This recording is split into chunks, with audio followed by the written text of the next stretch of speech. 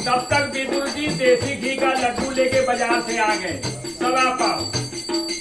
और जाके दरवाजा खटखटाया तो विद्वान ने कहा लगता है तेरे काका आ गए हैं। जाके दरवाजा खुला, विदुर जी ने कहा बात का बड़ा सकता है, कहा है तो आएगा जरूर। विद्वान ने कहा तो आ चुके हैं। और जाके देखते हैं भगवान केले का छिलका खा रहे हैं।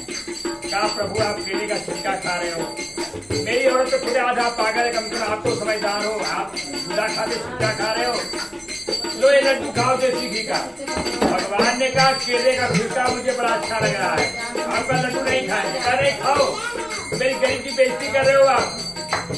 और भगवान के विदुर जी के कहने पर भगवान ने एक लड्डू को मुंह में रखा, लेकिन मुंह में रखा कि स्वाद नहीं आ रहा।